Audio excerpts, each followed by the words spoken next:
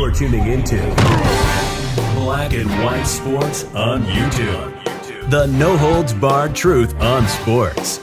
The main event starts now. All right, Black and White Sports supporters, let's talk about the Pittsburgh Steelers, more specifically Justin Fields, Russell Wilson, and, of course, what I believe is going to be a QB battle that's going to go into the season.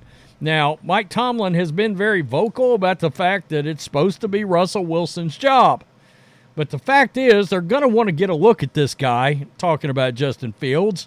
He's young, he's very athletic, and if you're going to have some of the same struggles with both quarterbacks, why not get a look at the younger guy? All right, that's just my feeling. He's got more tread on the tires, and we don't know how long Russell Wilson even has left.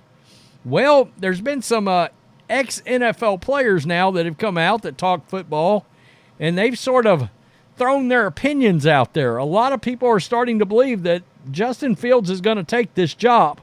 I believe I was watching last night during the schedule release.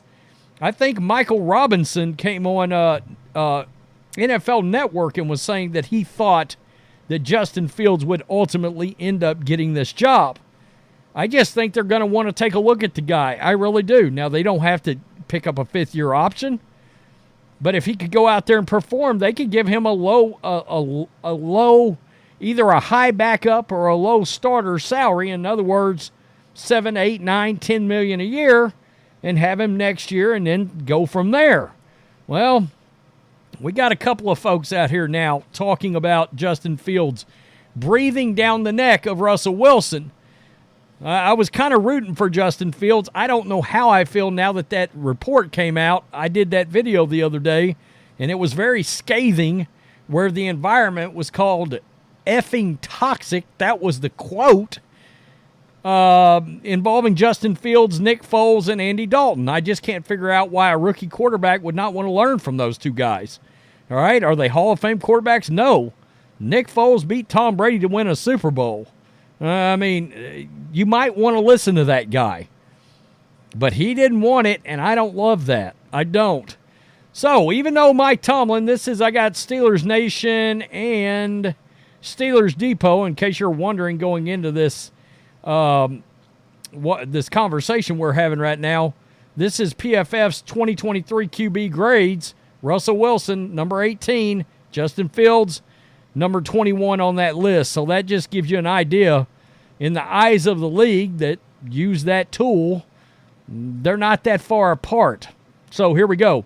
Even though Mike Tomlin previously said Russell Wilson will enter camp as the top quarterback, Justin Fields will be breathing right down his neck trying to force his way onto the field. They are very different in terms of experience, mindset, and that is why Wilson has been given the best chance to win the starting job. However, Fields has higher upside, and if he can reach his ceiling, the job will eventually be his. While appearing on NFL Network, former quarterback David Carr, not Derek, but David, brought up a case as to how he thinks Fields can end up winning the job over Wilson and why he most likely will. Quote, I think it is a real competition because you don't know necessarily where Fields is at, like where his headspace is. How does he feel coming into this thing? If we get the physical, dominant athlete we've seen from Justin, I really believe he has some untapped potential as far as throwing the football. Look, him and Russell have one deficiency they both have in common. They hold the ball too long and they get sacked too much. I'd probably rather have Justin Fields out there. I think that in Arthur Smith's offense, the ability of Russell Wilson, the experience, I don't know if it necessarily matters as much as maybe it would somewhere else on other teams. This is going to be more of an athletic competition. This is going to be, can you utilize the run game, make some dynamic plays outside the pocket? Russ is clearly capable of that, but Justin Fields, as we've seen, is on another level at times. So if Arthur Smith can get something out of him, he probably is the guy. Well, and some of that comes from the last half of last season where it looked like Justin Fields was really flashing. Look, he was still missing some throws out there, but he was starting to show something from a playmaking standpoint. All right? Now, right now, Russell Wilson's going to be the better passer. That's just all there is to it. And Russell can throw the ball from the pocket better to an extent. All right, he's still short. He still has trouble seeing around and over linemen and defenders. And he has a tendency to not want to run the offense. Now, Arthur Smith's offense going to give him more freedom than Sean Payton's, which is a very timing and rhythm offense, right? I'm talking about Payton. So we come over here, and two former Washington Redskins, I'm not saying, well, there we go, Commanders, but Redskins, debated exactly that, talking about Wilson versus Justin Fields. Fred Smoot, oh my goodness, the love boat. Fred Smoot played cornerback in the NFL from 2001 to 2009, spending the majority of his time with Washington. Santana Moss played wide receiver in the league from 2001 to 2014, being named a second-team All-Pro once. Alongside former Commanders tight end Logan Paulson, they host the Commanders Command Center podcast. I bet that's pretty good. And on a recent episode, Smoot and Moss talked about the Redskins playing the Steelers this year, and if Wilson could maintain his grip on the starting quarterback spot. Quote, "We hate Pittsburgh, and I would rather see Pittsburgh early because when the politician, Russell Wilson, will be starting, because I think after like week 6, it's going to be Justin Fields' show." I said after week 8. I thought Justin would end up getting like maybe the last 9 games. Smoot said he looked like one of them dudes that you can't trust nothing he says. He's talking about Russell Wilson. Guys, there's a lot of players around the league that just don't like Russell Wilson. They just don't like him. I mean, we saw that. He had a whole Seahawks team that didn't care for him. Based off those comments, it seems like Smoot has a low opinion of Wilson, both as a player and as a person. Unless Wilson comes in and completely bombs the first few weeks of the season, it's unlikely the Steelers bench him for Fields that early. They've shown in the past just how patient they're willing to be with players, and benching their starting quarterback before even the bye week would be very uncharacteristic. However, Moss came to Wilson's defense, providing a more positive outlook on how the Steelers might go. Quote, "I'm going to be real with you. I love the things I've seen from Justin. You can see that. You can see when you kind of just allow him to do what he does. I want to see Russell save himself. I like Russell," Moss said. "You can talk about the politician in him and everything. I think he's a great player. I think he's a guy that you can get behind. The coach they got over there and how he runs things, you'll see a Russ, the kind of Russ we saw over in Seattle."